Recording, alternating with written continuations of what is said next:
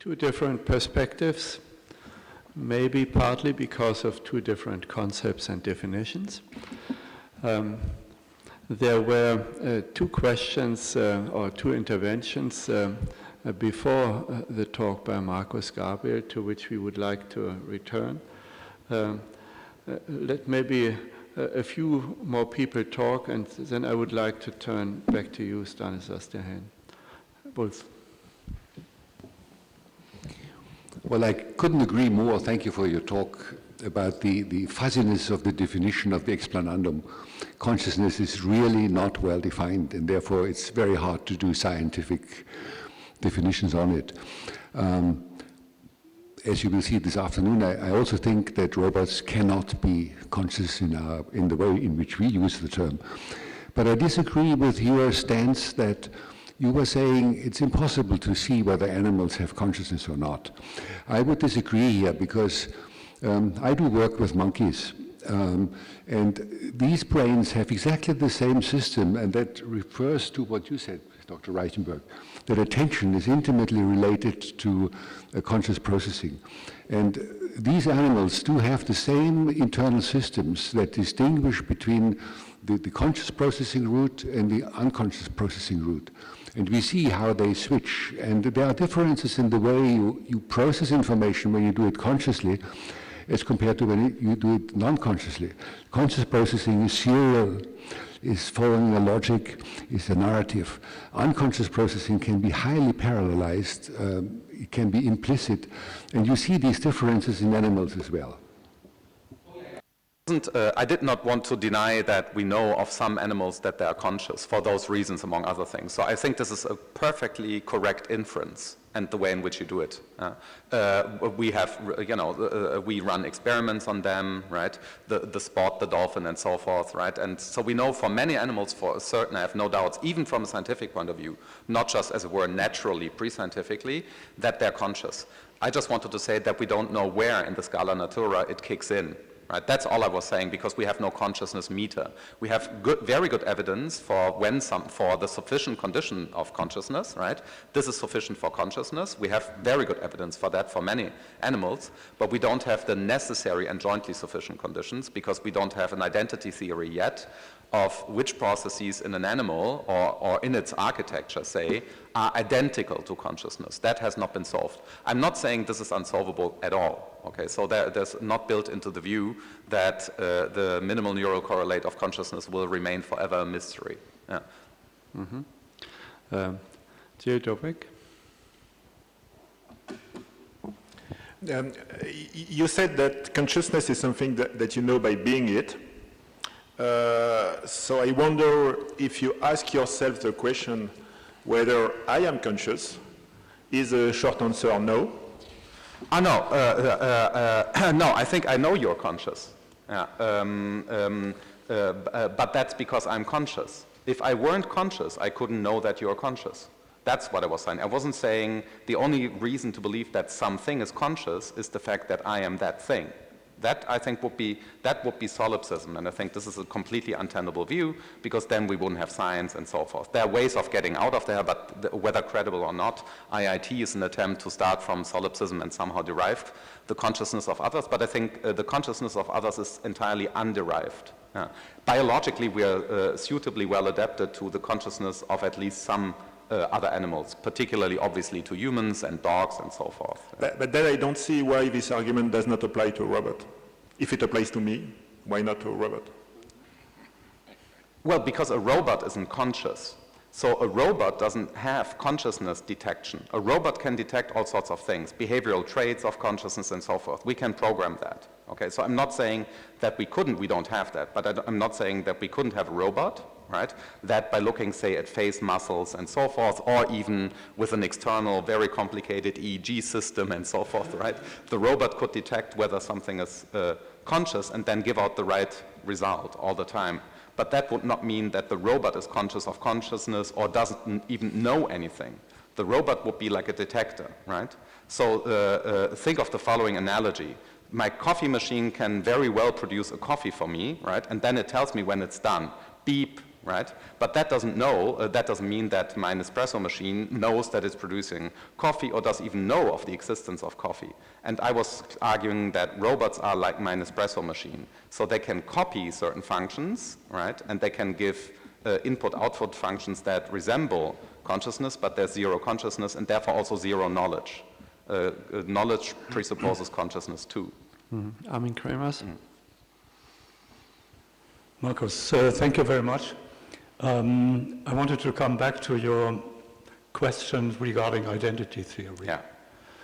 There seem to be some deep connections that take us to robotics as well, because for me, identity of an agent in an environment has a lot to do with maintaining balance. Maintaining balance between robustness on the one hand and plasticity on the other hand. Yes. So there may be, there is both a biological interpretation to this balance on chemical terms, as well as a technical one. And maybe there could be some roads into your pursuing your question. Oh yeah, of the connection to consciousness. Yeah. Oh yeah. So at the end of the day, when it comes to describing the system, right, that is conscious, be it an animal or a subsystem of an animal, such as a subsystem of the brain, or a larger system involving the ecological niche and other animals, right, or God, but I'm bracketing that for this talk, right? That would be too complicated. If we have such a system, then we have to answer indeed the question, how does it maintain itself over time? And I think this is a minimal concept of identity. This is where we get identity criteria from. We don't get identity criteria, no.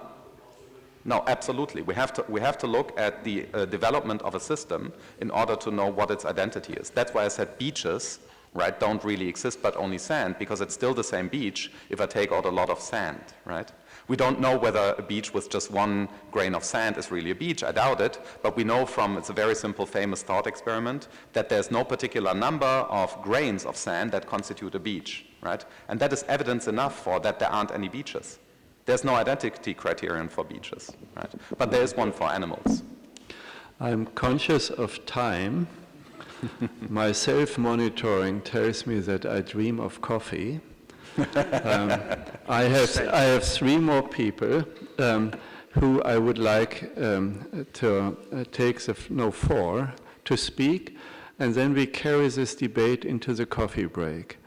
I have Bruce Sweat, Maximo Torero, Frank Pascale, and I would like to give you the last word, Stanislas Dehaene, and then we have coffee. Be brief. So, Bruce Sweat.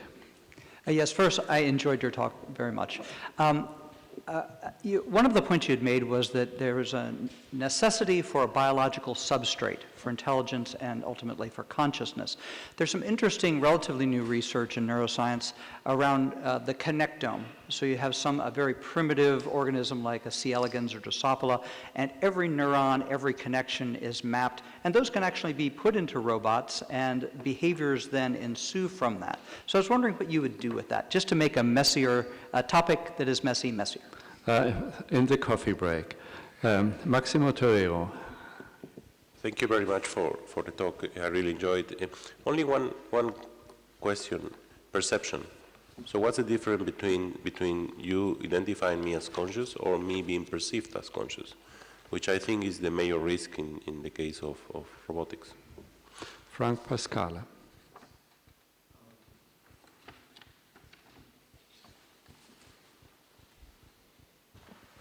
Yeah, so my just an intervention, I think, between the talks and to support a point made by Laurence would be that I think we can all simulate emotion or program something to simulate emotion, but we need to think about how in society do we treat the simulation, and do we treat the simulation as different than the entity that it's simulating.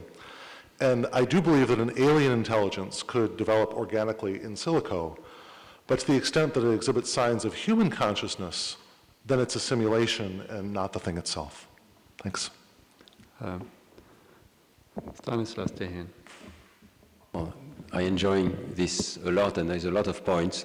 I think we agree very much on the notion of multiple definitions of consciousness and the need, very much like in other areas of science, to define I'm thinking of the debate between, well, the definition of heat versus temperature, which was, I think, a very important step in physics. I think we have the similar sort of role to define the multiple meanings. I think we also agree on animal consciousness, and I agree completely with what Wolf said. For instance, all of the visual illusions that I described exist in other primates, and they all perceive an experience, I would claim experience, the same illusions. So what I did not get from your talk is where you start from, what are the axioms, and what are the conclusions. And maybe we can discuss that. So for instance, at one point you very strongly stated consciousness is biological through and through. I think this is false, and if this is your axiom, of course the conclusion follows, there is no conscious robot, but why is this your axiom? I think it is lacking in imagination. For instance, there are scientists who plug artificial neural networks that inject current inside the neurons. The neurons react to this as if it was a connection to another neuron. It's completely feasible to connect silicon with neurons, and I don't think there is a sharp boundary here.